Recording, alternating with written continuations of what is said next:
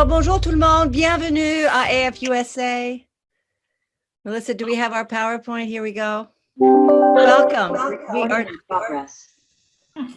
We are so thrilled to have Héloïse Brion live from Normandy to do her version, a new version of a bûche de Noël. Héloïse is well known for Miss Maggie, and here we go. We have a couple of AF events coming up for those of you that have some free time coming up in the next couple of months. Demystifying the French, this wonderful Servie la France Napoléonienne, and the Art of Translation with Sandra Smith. So visit the website at afusa.org. We have lots of events all the way through, I think, May at this point, and we're working on June. So as you all know by now, please stay on mute during the presentation. We will use the chat figure for Q&A following the presentation by Héloïse. There'll be plenty of time for questions. And in the event of any technical issues, please just sign back in. So we are recording this event so that you'll be able to see it again on YouTube if you'd like. And we anticipate an hour of wonderful cuisine from Normandy for the holidays. Hello, welcome. Okay, so just a brief introduction. Héloïse grew up in Florida, where her mother proudly upheld the tradition of the French family dinner. And then she worked for 15 years in the fashion industry before deciding to pursue her passion for cooking. Héloïse has contributed recipes to numerous publications, including Food 52, Food and Wine, The Sunday Times, travel magazine, Elle, Madame Figaro, et Elle à table. So it is my great honor to welcome Héloïse in her kitchen live from Normandy to educate us on a fabulous holiday dessert. Hello, bienvenue, everyone. It's nice to see you. I'm seeing all of the very nice faces and smiles, which is lovely. I hope everyone is doing well in this still sort of peculiar time, you know, in our world and with everything that's going on. So yeah, today we'll be making a bûche de Noël with the Pavlova style. And why the Pavlova style is because for me, a bûche de Noël, the traditional one, is kind of heavy. And after you've had sort of like a meal, the whole, you know, sort of a holiday meal and everything with the foie gras and the cheese and the dinde and all this stuff, you need something that's going to be light. And the Pavlova is great for all this lightness and everything. It was actually, I mean, as you probably know, but it was invented in the 20s in honor of a ballerina named Anna Pavlova. And so the Australians and the you know, it's between Australia and New Zealand. They fight about who made it up, but it was, you know, it's all about her being very sort of light and airy, and so in the way that she danced. And so I think it's a wonderful dessert, and it's something that you can do every season actually, because you can do it, you know, when it's like the berry season, and then you can do it during the summer with like peaches, and now we're going to do it just with a little cocoa powder and everything. But you can do it with figs, you could do it with a lot of things, and the idea is to make it in the shape of a bûche de Noël. So I don't know how many people are going to be in the kitchen or not with me, but if you are in your kitchen and you need to put your oven to preheat on 240 Fahrenheit or 115 in French. So I'm going to start doing that right now. Don't hesitate if you have any questions about what we're making or anything else. I'm happy to answer any questions. Okay. So there's going to be a little time where it's going to make a little noise because I have to whip up the egg whites. For the ingredients we're going to need for this, the 5 egg whites, we're going to need to begin with 250 grams of sugar, which is about a 1 3/4 cups of 1 cup of sugar, and then we'll add a little more for the decoration. And then you'll need 1.5 teaspoons of white vinegar and 1.5 tablespoons of cornstarch. So I'm going to begin doing this. So the important thing though with beating egg whites is that you have to make sure that what you're going to be using has no water or like trace of grease at all, or your egg whites won't really fluff at all. In French we say battre les œufs en neige. And it's because they look sort of like snow, you know, after when you beat them. So I'm going to I have my egg whites already that I prepared. I'm going to put them, I like to do it in this metal bowl because it's nice when they need to be at temperature, the egg whites, but it's nice to keep it a little, something it's going to be a little cool, okay? I'm going to go to the side to beat them. It's going to take a little time. I'm going to prepare the sugar to take with me, the white vinegar, and the cornstarch, okay?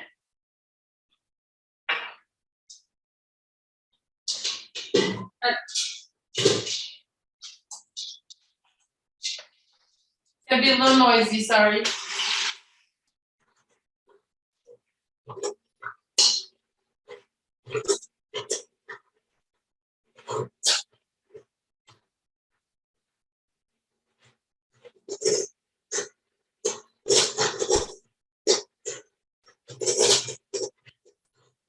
you have any questions, please ask. So we're getting up. Because we want them to be nice and stiff.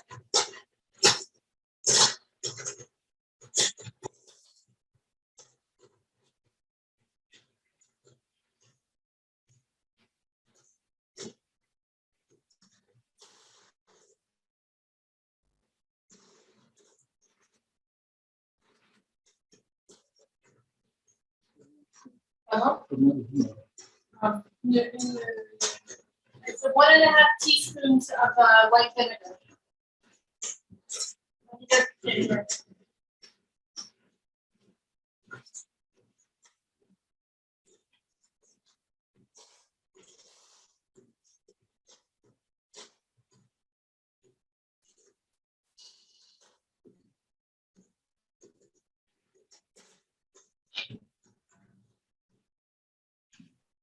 I'm just gonna do a little break to show you.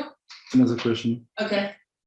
Should egg whites be at room temperature? Yes, they need to be at room temperature. It's better. See, they're starting to form quickly. Now I'm going to start adding the sugar little by little. Okay, and you want the sugar to really, mix in the sugar very well. If not, it will become sort of like liquid when it's put in the oven. So you take your time.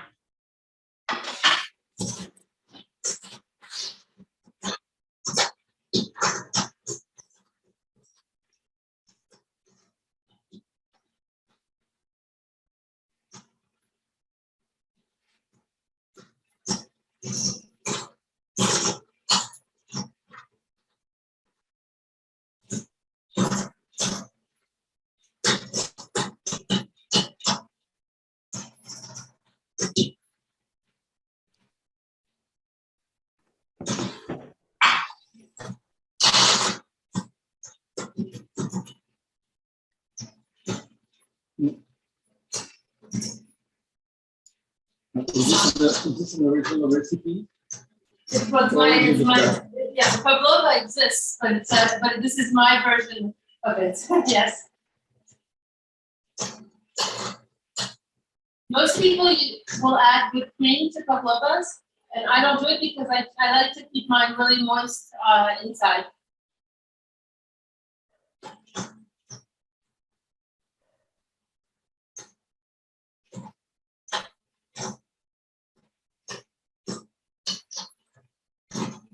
So you're a little far, but it's becoming a little glossier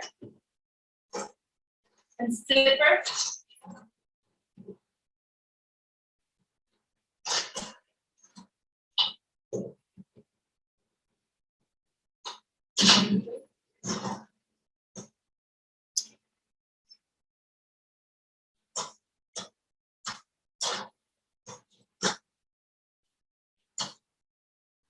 I'm going to add the vinegar.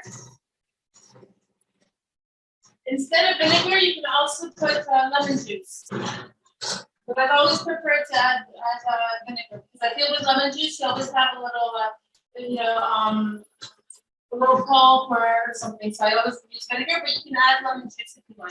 Prefer.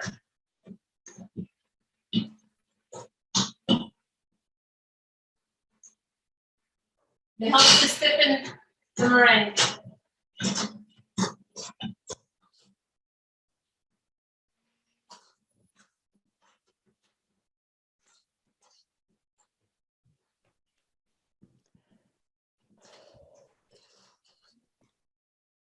Then we're going to add the cornstarch now.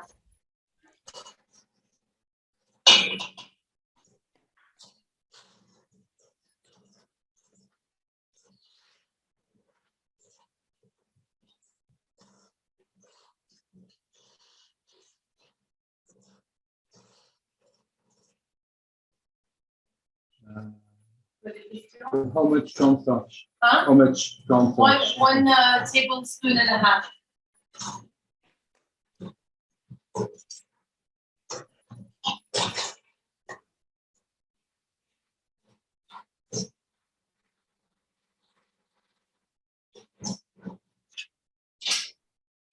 Okay. So a good test is to see how it's nice and it stays nice and stiff. See, and this doesn't fall out. This is the big the test. That's how you know that it's okay. Okay. We're gonna keep these because I like to use them. I'll show you my little trick. When you have your parchment paper here, I put a little dot on the baking sheet under the parchment paper like this. Oh. And that way, I stick it on there, okay? It really keeps it in place. So it's very convenient, all right? Now what we're gonna do is we're gonna take about 2/3 of the meringue. I like to use spoons. You can use a spatula. You can do whatever you like. Whatever feels more comfortable for you. There we go. And the idea is we're going to try to put it sort of like in the shape of a log. Okay? So basically, I mean, you could do anything. You could do a shape of a log. I've done in the shape of a wreath. You could do it just as one big round. If there's a big number, like during the summers, when we have big barbecue parties, we do a big rectangle one, and it's very convenient for everyone during the barbecue to, help themselves. This is how we're going to do this one. There we go. We're going to add pistachios. See very well. I'm adding some pistachios to it, which will really give it sort of that little crunch and flavor in the middle of all of it stays very sort of like smooth on the inside. That's why you don't need the whipped cream.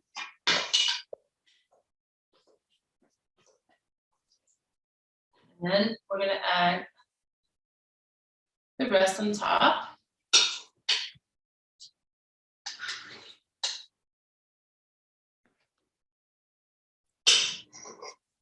Please don't hesitate if you have any questions.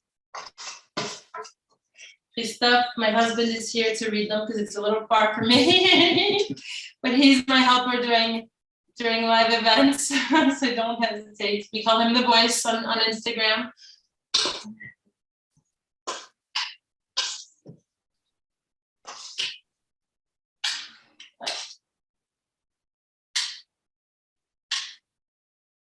There we go. So I put it sort of like this. Okay. Voilà. Put this on the side. I'm going to add a little more pistachios on top because it's really, really good.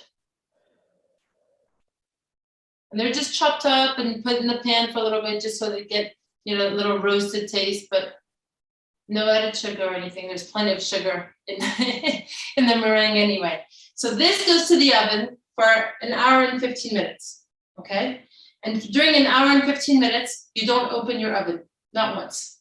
You let it, you keep it closed, you let it do its thing, you don't open it, okay? So we're gonna put this inside. And I have to say, I used to have an oven where I could see through I could see through the door, and it was very reassuring.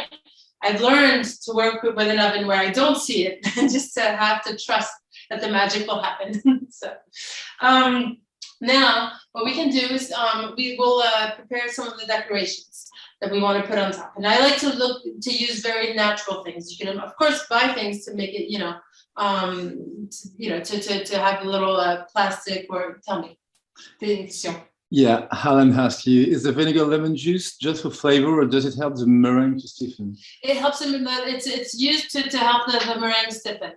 So you need the vinegar or the lemon juice for it to stiffen. Okay, and it becomes very nice and glossy and strong. And then you need the cornstarch for it to stay very sort of moelleux inside, so it stays nice and soft. And so I like having the crunchy and the softness. You need both. Have you ever used other nuts such as hazelnuts or? Oh gosh, yes. This is I've forgotten to tell you. So I am very open with my recipes. I'm very happy for people if they don't like pistachios, use hazelnuts, use pecans, use cashews. You can use anything you like or that you have on hand. It's the same thing with herbs in other recipes that I do, but I feel like you have to do things with what you have and what you love, and in that way it becomes sort of your recipe, which is what's most important. Okay, what we're gonna do is we're gonna make a little syrup, and so to make homemade syrup, you can make them for about anything. If you're making cocktails, for instance, you can make a syrup, and it's a wonderful thing. And you can infuse them with herbs. So if you're making, like, let's say you want to make like apricot and thyme cocktails, you just do the sugar part, and then you let the thyme infuse in it, and then you have it. You can do it with rosemary, you can do it with anything. Here we're doing it for cranberries, just so that they become nice and sugary to make sugared cranberries. And so you need the same amount of water and sugar, and that's how you make syrup. It's very easy. Okay, so we're probably making more today, but it's because it's easier to dip the cranberries inside. So what you need to do is you put it on sort of medium, but you want it to boil so that all of the sugar sort of dissolves. Okay. We have this. Then we're going to prepare also. I was thinking that for to make look like little trees with like a little snow, we could use I have some fresh rosemary from the garden, and so basically all we're going to have to do is dip them in water and then sprinkle them with sugar, and then you let them dry for about an hour, and it looks like little trees with a little snow on them.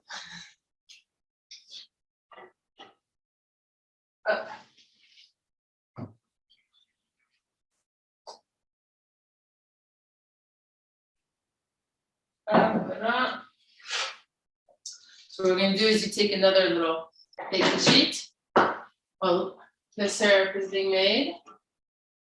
We're going to dip a rosemary spritz.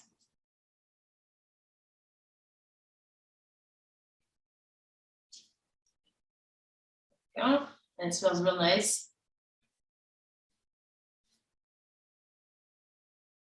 Do you have any questions, any things that you do, maybe suggestions? And add the sugar.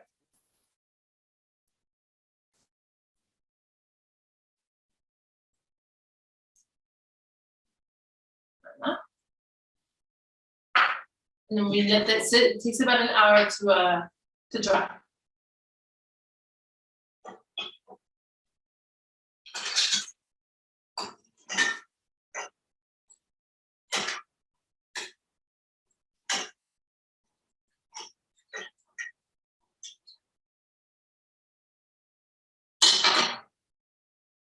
Okay, so the syrup's made. I'm just going to put the bunch of little fresh cranberries in there, twirl them around. Okay. That will help them, give them a little sugar on top, like that, a little coating. Okay. So we have a question from Hortense. Does the shape of the pavlova change the cooking time? No, not really, because if you depend, all that really it depends on the thickness that you do, you know. But I always sort of do the same thickness, whether it's a big round or sort of like a rectangle or this sort of like Yule log shape. I always try to keep the same height on them. What's important is to put it in the convection mode for your oven. You don't want it to be the heat from just the top and the bottom, but really it's sort of in French you say chaleur tournante. So that's important. And then sometimes if you're unsure, what I say is you leave it for an hour and 15 minutes, and then you let it. You can keep it like in there for about 10 more minutes. It won't change much.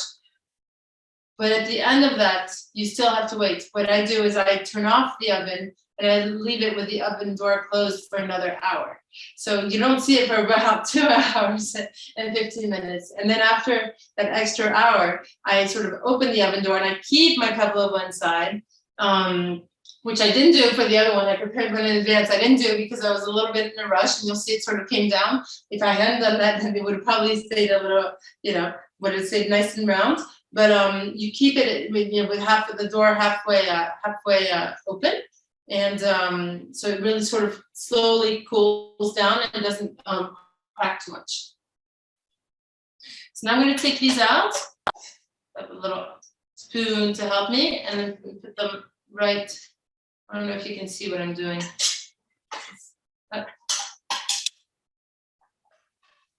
Next to the rosemary. Okay. They're nice and shiny. They're going to dry for a little bit, for about an hour as well. So I prepared some things in advance.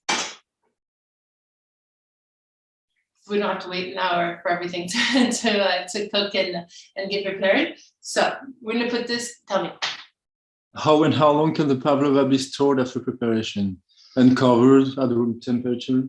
So I would cover it in a plastic wrap in an airtight box and keep it in a dry, cool place. But I have to tell you that the pavlova you don't keep it. It never ends up, it always ends up disappearing at the end of the meal.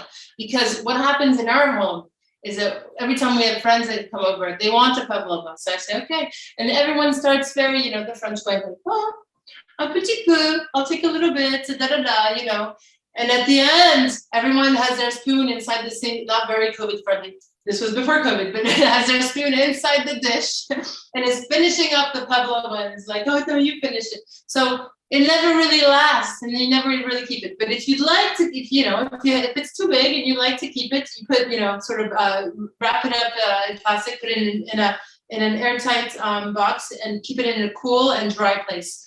The pavlova doesn't like everything that's like humidity, which is why it's difficult to do it like in Florida, for instance. I know that when I make pavlovas in Florida, that it's best when you're doing it in air conditioning because with the humidity, it tends to the egg whites won't stay as stiff as long, and it becomes once there's moisture, it sort of collapses.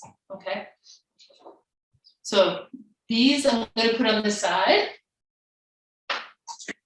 and look, like magic. I have little cranberries that are ready, that are all dried. So basically, once they've dried after an hour, you just sprinkle them or roll them in the rest of the sugar from the rosemary, and then it adds sort of like this little bit of sugar on top, and it makes it look like it's like a little frostbite. It's really nice. And I also have some little rosemary trees with a little snow on them. Okay. The other thing. Yeah, I have a question from John. What did you dip rosemary in before? In just water. You dip them in water, and then you sprinkle sugar on top. Very simple. And I do cool water, because if you do it in warm or hot water, then it's going to start cooking the rosemary. So you do it in just cool water, and then you sprinkle with sugar, and then you let them dry. And another one. Did you say that you turn off the oven and leave the oven closed for the hour during the cool down period? Yes. So what you do is when you put the pavlova in the oven, you let it cook for an hour and 15 minutes. Then you turn the oven off and you keep the door closed for an hour. And then you half open the oven door so you can see it finally, and you let it sit in there for about another half hour, 45 minutes. Really, you want it to cool down very slowly. So basically, you don't have a lot of work to do for the pavlova. I mean, you saw how very quickly, but then it's just, it takes time because there's little steps like that for it to cool down and not crack. And was it regular sugar you used for that? Yeah, I use regular sugar. I think if you, it's best to use very sort of regular sugar or like thin granulated sugar. If you're going to use brown sugar, it's just going to, the problem is that it's thicker, and then and so if you you really have to mix it in very well for a very long time. If not, when it's going to be put in the oven, it's going to become very sort of liquid. It's like a liquid inside of the egg whites. Okay, so you really want to mix them well. And the good test is really to turn that bowl over and see if anything moves. If anything moves, you keep mixing. Okay. There's something that I didn't give in the list of ingredients, but you can do that. I had a few left over because I always make little snacks at home, and I live with men, with 2 boys and a man, and they always love to snack on things. But pecans. I think pecans are great things to decorate. So what I do with my pecans is you just put normal pecans in a little pan with about 3 tablespoons. I put brown sugar for this time, 3 tablespoons of brown sugar, and a little vanilla extract. So probably like a teaspoon and a half of vanilla extract if you like that. You can also put a little cinnamon if you like.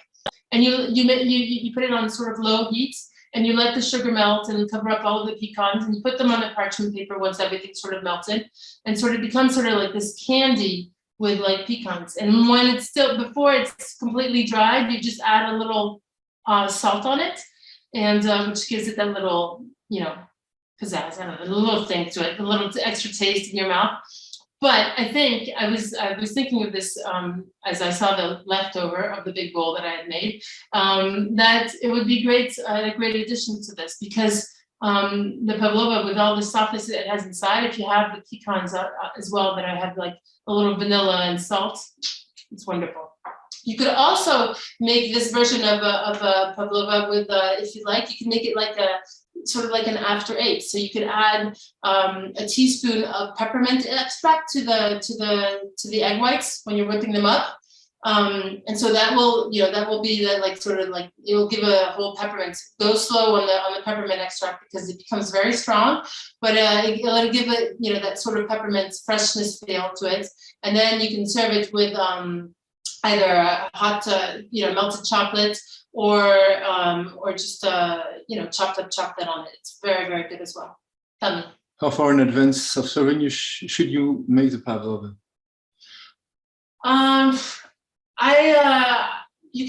Before serving, probably a couple hours, 3 hours. I think it's better. It depends where you live. If you're in a very humid place, do it as close as possible to serving. If you're in a cool place, or you can in cool and dry weather, you can put it maybe outside on the windowsill or something. Then you can do it a few hours in advance. The only thing is that right now you have to just be careful with anything. It could be like a fireplace, anything that's going to be a lot of source of heat, or a heater will not be your pavlova's friend. And convection bake or regular bake in oven? I use convection, yeah, because it really goes all the way all around it. Okay, everyone, okay? So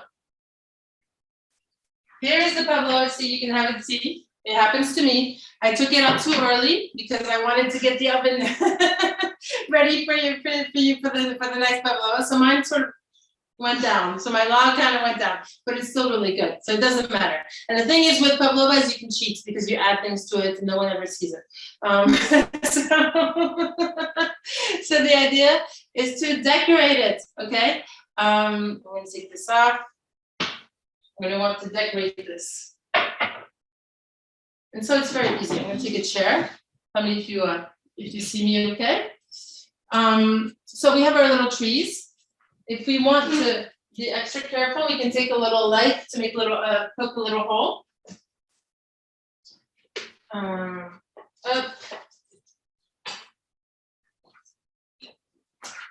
And then you can decide how you do it. You can decide, is your little course going to be on one side? Is it going to be all over? I mean, that's really up to you. Just have fun with it. Actually, it's something you can do with your kids or grandchildren. Let's say you poke a little hole, and then you hop, put it inside. There you go.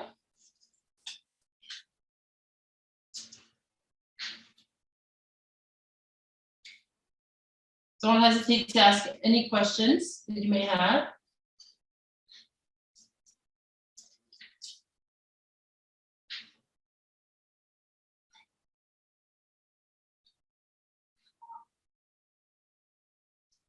Yeah.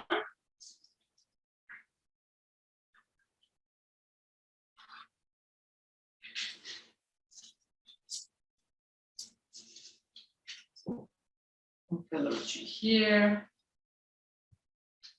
Up.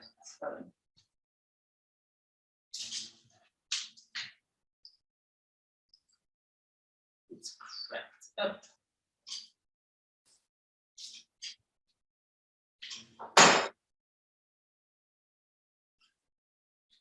So Juha asked you, I don't have a convection oven. Will it still work in my whole standard one? I think so. I think the important thing is for it to not to cook from the top and the bottom. I mean, I've always done convection, but the important, and most ovens, if it's a standard one, that it should, I think, do sort of a a global heat. You don't want it to be too strong on the top and the bottom because the inside really needs to the heat to come as well too. And then you just have fun with it. So you put the little cranberries. If you don't have cranberries, you could do it also with the other other fruits. You could probably do it with blueberries or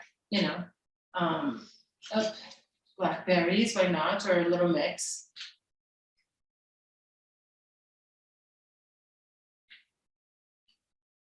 Voila.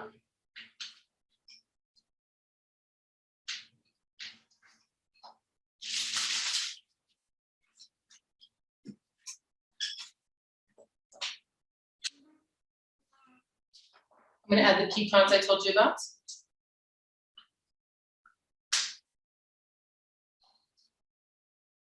Looks like little rocks in my little forest here.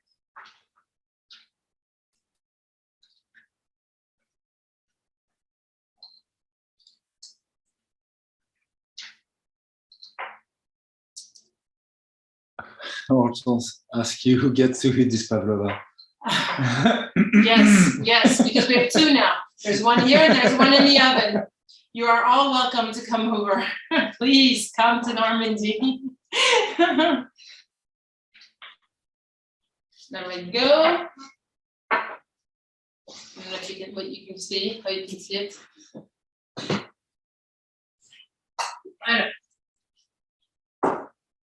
And then what I like to add is a little cocoa powder.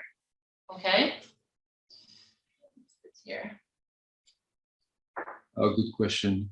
Definitely. Maureen asked you, do you recommend not moving the log onto a platter? Will it break? You can move it to. You can move it. No. You can move it to a platter. Mine it was too warm, and so I can do it. But that's why it needs to be completely, at room temperature for you to move it. And when you move it, basically what you want to do is, since you have to sort of unstick the four corners that you stuck with a little meringue, which comes off very easily, and you can carry it and put it onto like either a big platter, you need to pick it up, or to a wooden, to like what I would do, a wooden board or something. And then if you have trouble taking off the paper, the little trick is to take it in the middle of the pavlova and sort of going around and taking it off like this, okay? And you go around, but you go to the middle and then you take it off, okay? Mine's still a little warm.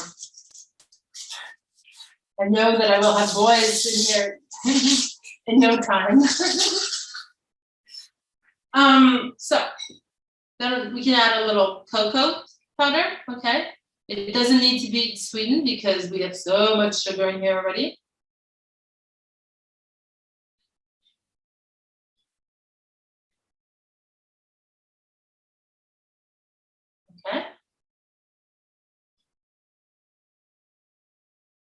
And then I had a little extra meringue, so I'm going to crumble up the little extra meringue that I had.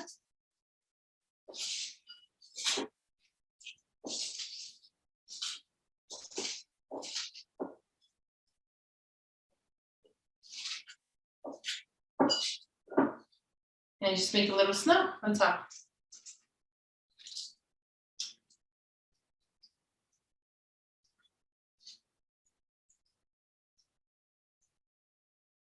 And voila. There you have it. So we cheated because we're not waiting the hour, 15 minutes, and then the 1 hour of cooling time, and then the half hour of like the door, you know. But so it's a sort of fast forward thing for you. But basically it really doesn't take much time. There's a lot of things that you can prep, you know, all the, you know, everything that's going to stand on its own, the rosemary, the cranberries and everything are going to wait for an hour, and that's going to be, you know, between the cooking time and then for it to you know, to cool down everything just sort of put together everything before you serve, and it takes about 5 minutes. Really, it's not a very long dessert to prepare. Everyone loves it. If you you know, it's light. It doesn't need much. I mean, Christophe is a big fan, so he's not gonna say the contrary. But everyone's always happy with the Pavlova because it's not heavy yet. And you can do it every season and change what's. Can you? Are you want me to come with it? Yeah, a better close up. I'm trying to see how I can do a close up without it falling on the floor. Oh, question from Kate. All of your recipes are so straightforward and easy. How did you learn to cook? I think it's I learned on my own with my grandmother a bit, and then on my own, just trying different things with the you know, the ingredients I could find, the products I could find at the marketplace. I think it's more of a game of playing with the different flavors than having to learn something very. I've never wanted to be like a chef with the technique and everything, because I feel like that becomes a lot of people are scared of all of that. You need crazy utensils and all these things, and I just wanted to be simple, and I wanted to please the whole family. So it's very simple, straightforward recipes, but you learn as you go. You do a lot of things with your hands, like all of the pastry doughs, everything I do with my hands. I have a beautiful stand-up mixer, but it's not as good with it. So it's better to do it with your hands, and at the same time, it's good for your, you know, for your head, and it feels good to do things, you know, on hand. So how do you serve it? Slices with a rosemary tree? Yeah, you could do it with slices and rosemary, exactly. Yeah, and you put them on the side, you know. En tranche, exactly. Yeah. It's a tranche from far away. I can you say see. it without my glasses. Without my glasses. Do you have any questions? Anything else that you'd like, that you're, you know, or any recipes that you'd like to know about for the holidays? Francine asked you, how many people can you serve? On this? Yeah. 3. 3. There you go. He says 3. I would say about 6.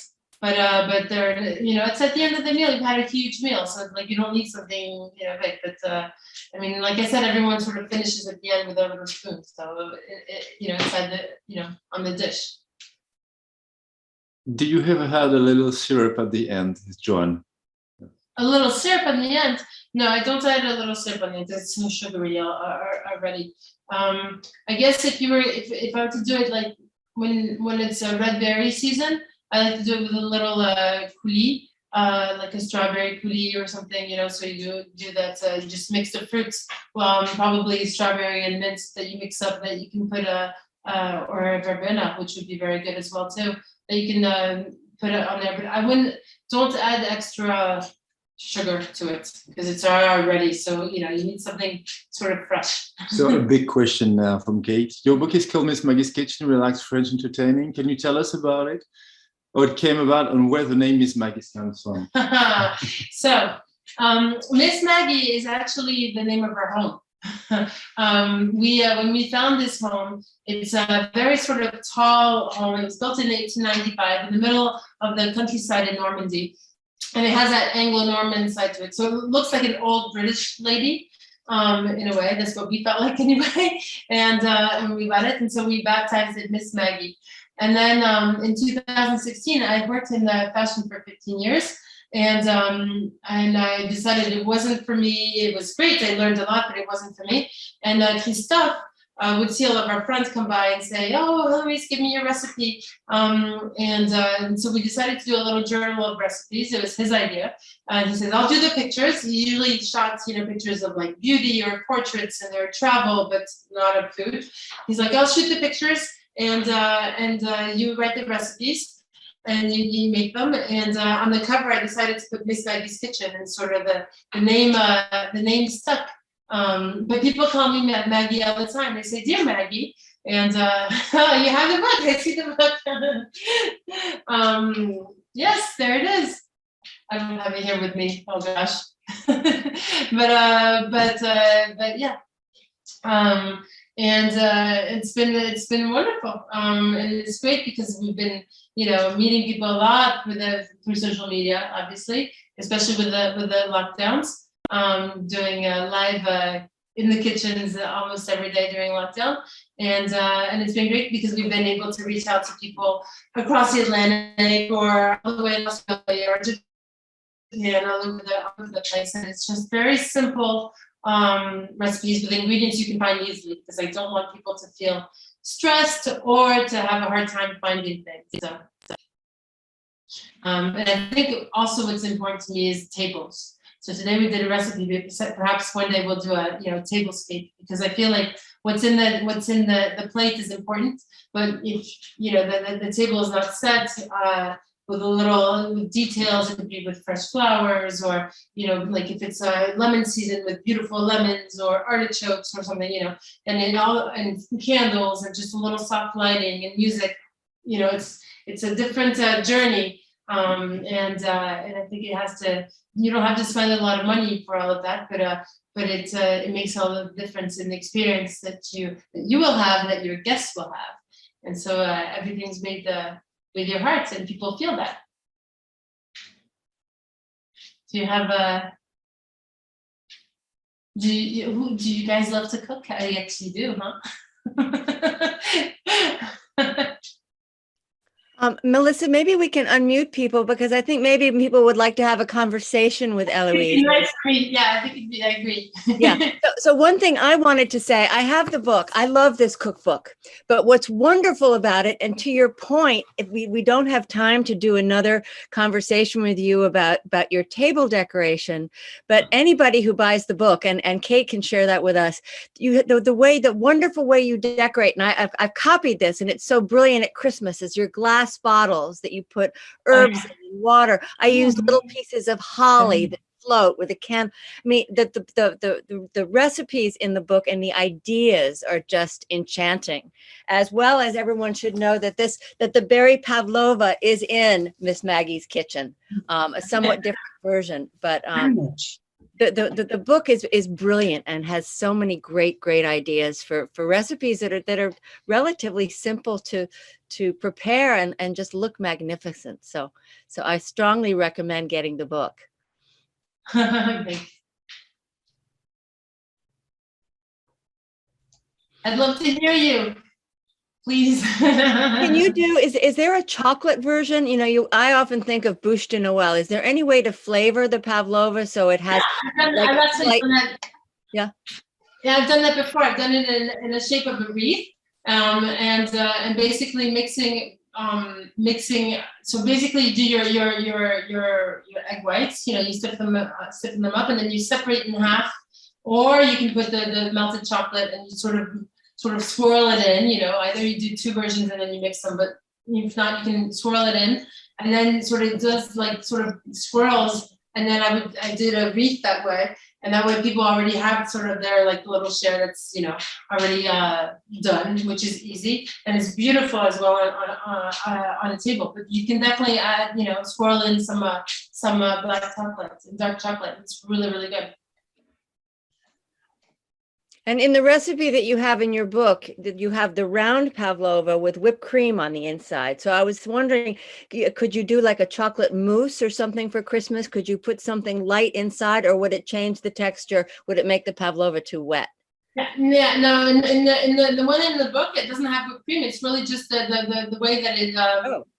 No, it looks like it does, but it's not. It's just how moist it stays inside.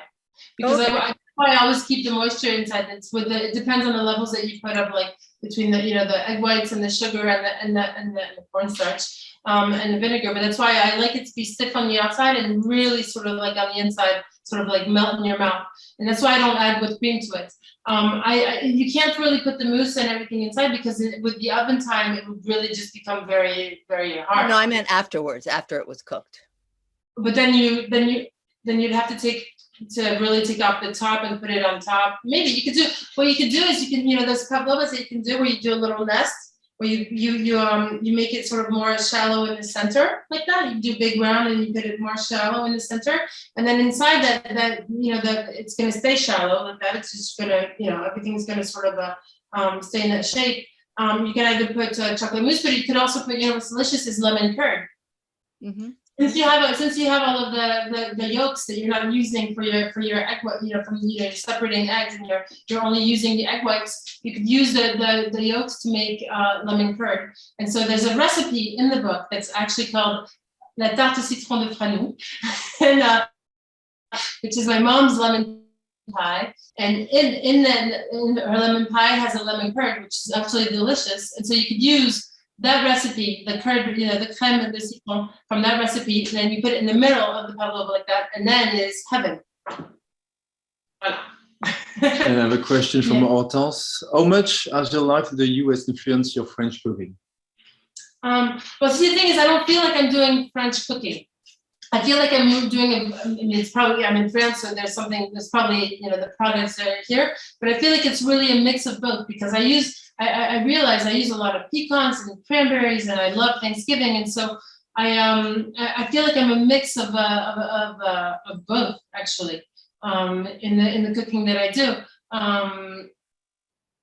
It influences. There's probably the less classical side, like. French cooking is very classical, and it's sort of like you follow the certain recipe with the blanquette or with the bourguignon, which I love, but I always try to twist them up a little bit, and I think that little sort of twist comes from my American side.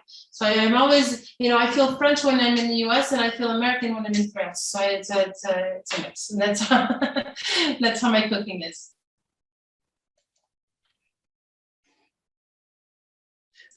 Where can we get your book? Where can you get your book? And I think a lot of Kate can maybe tell us, but like the bookstores in the US are internet, Amazon. I know there are none left in France because I wanted to order some. There's no more stock in France. But maybe Kate can tell us in the US. Barnes and Noble. Yeah, they're really available wherever books are sold. Just go to your local bookseller and let them know if they don't have one in stock. It's really easy to order up. Penguin Random House distributes all throughout the US, but at the holiday time, I know you'll be able to find them in the bookstores. So you really just ask your local bookseller. Super, thank you.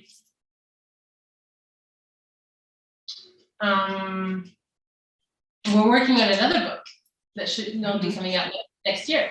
Absolutely, which is tying into what Renee was saying earlier, Héloïse, about what you've been working on and some of your own projects and your secret talents that go beyond just what you pull out of the oven, but how you present it to people. Do you want to tell a little bit about some of the projects that you've been working on and what you're thinking about for the new book?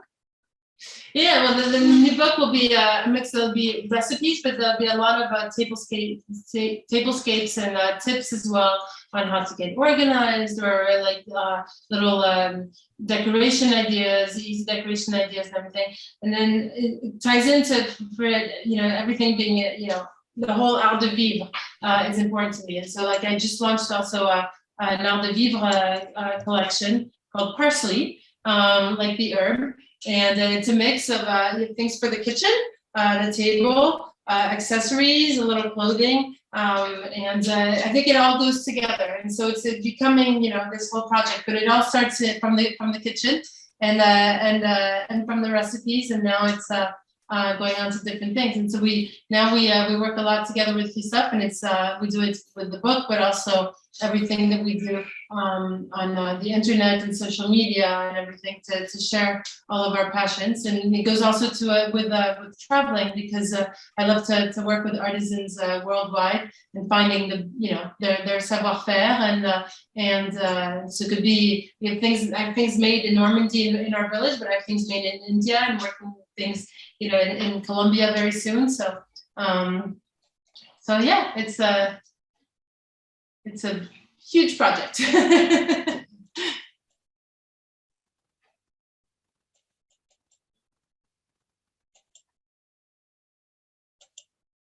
you have any questions?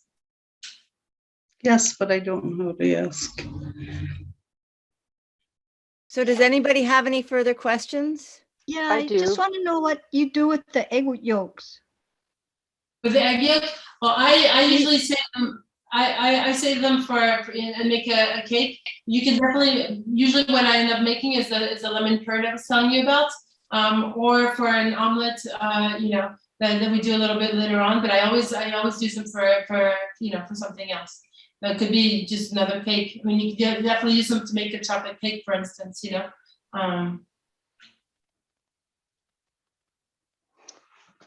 Thank you. I do not know how to enter this conversation. Can you hear me? I'm Frances at the top. I can hear you. I wonder if you would cut us a slice so we can see if it crumbles. Oh, it will crumble. It will crumble. Hold on, let me get a plate. I do not know how to chat. I've been trying, but I don't know how to get the We words can in. hear you. We can hear you. Thank you. Great question. The tension is there as we You know, I will Maybe- crumble. This one will definitely crumble. it may be unfair. Je m'excuse. Ah. That's how it's good, It's up, sticking to my knife. Zoom call, but I'll end that. Voila. Voilà. So you can see on the inside.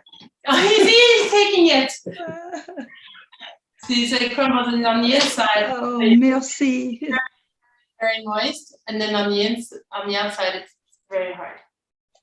Mhm. Oui. And what's nice is with the pistachios that are inside, what I love is that with the sugar, the mix of the sugar and the egg whites and the pistachios, it becomes like very sweet and at the same time still a little crunchy. So it's nice.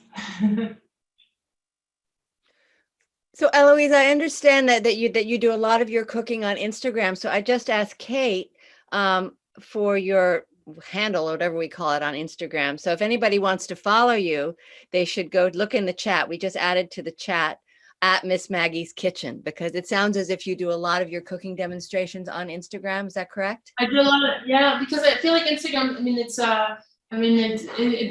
they have a great way, it's easy actually, and then to do the replay and everything, it reaches out to a lot of people. And also what we do is we send out a newsletter every Friday. And in the newsletter on Fridays, we have exclusive recipes that I don't necessarily put on the website or anywhere else, that are just in the newsletter. And the newsletter, when you receive it, if you sign up, you receive it in French. But at the very top, there's a link that says for the English version, and you just click on that and you can go to the English version. But if you want to, practice your French, then you can have it in French. And so we send that every Friday. This Friday we're doing 2 simple recipes that people here have been asking me about, that we've probably made in the US because they're actually quite American. And it's just hot apple juice, spiced apple juice, and peppermint bark. I mean, you can go to Williams Sonoma and buy it, but it's nice when you make it homemade. And so people, I did a little event last weekend in Normandy and on Saturday, and I made peppermint bark and the hot, spiced apple juice, and they all loved it. So I said, okay, let's put it. Everyone was writing to me about it, so I said, let's just put it in the newsletter. But then when you sign up to the newsletter, you have access to the archives, and so you can go back and find some other recipes that I share. And I just sort of follow the seasons and everything.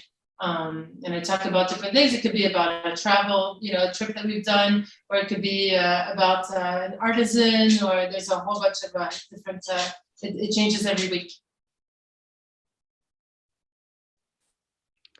So I see there are a few more questions in the chat. Do you need a serrated knife to cut the pavlova? Do you recommend a serrated knife? No.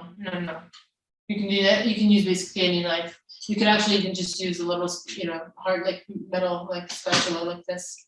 It's very easy. And then Kate had a question I see here. What are you cooking for the holidays? Can you give us any? We don't have much time, but can you give us just some quick inspiration as to what you're doing? But what we've been cooking so much. I feel like we've been doing, because we've done a lot of different shoots for clients. So it's been Christmas here in our home since the end of October. So I think we're all going on our detox for the holidays. But no, I think we like to do it on the Christmas Eve, but we always do something with with oysters and foie gras and something light and just a little cheese, and then the boys always want ice cream, so it'll be something light like that. And on the next day, I will be doing the turkey with the stuffing and with the actually have the mashed potatoes, the herb infused mashed potatoes in the book as well too. There's the clementine turkey in the book as well too. And then I put some holiday recipes on the website right now with some of the stuffings and everything. So I think I'll probably be making that because everyone, all the boys love that. And I think I will be making my mom's tarte au citron for dessert on Christmas Day. This is definitely the best tarte au citron ever. It doesn't have meringue on it, but it doesn't need it. It is the best one. That's the one thing that, it took me years and years of begging for me to be able to obtain the recipe. I finally have it, and I decided to share it with the world. But you really need to try it. It's delicious. It's delicious from morning to evening. I mean, in the morning with your coffee or tea, it's great. Lunch, his son's like, make one tomorrow. He's like. So is this in your book? There are two citrus things before we close. There's Franouze lemon pie. Is that it, or is it the citrus cake? No, it's Franouze lemon pie. Okay.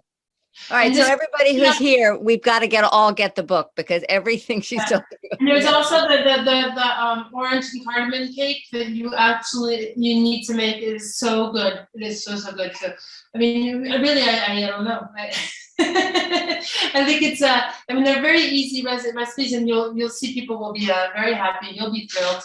And if you have too much, we always share with the neighbors. When we have too much, we always go and give it to the neighbors, and they're happy. So Well, Héloïse, this has been great, and we're so grateful to Kate for introducing you to AFUSA. I think everybody's learned so much, and that we're completely inspired to start cooking for the holidays. I think everyone should note that the website is in the chat, www.missmaggieskitchen.com, if you want to get the newsletter. I can't wait to sign up. And we've really been honored to have you all the way from Normandy. I know it's later there, but I think everybody's ready to make their pavlova instead of their heavy bouche de Noel. And again, well, thank you for your time. Thank you for being here. I'm thrilled. And really, if you have any questions, don't hesitate to write to me either by email or Instagram or Facebook. I really love to get back to everyone, and I love answering questions. I have people who write to me and they're panicking in the kitchen, and I try to do my best. To help, but so don't hesitate to if you have any questions, suggestions, I'm really happy to be able to have these exchanges with you. Well, thank you, Héloïse, and bonne fête à tout le monde. And I think we already have people saying they've purchased the cookbook, so I think people were inspired. But Thank thank you so much for sharing this wonderful recipe with us, and we look forward to doing something in the future. And thank you, Kate, again for the introduction.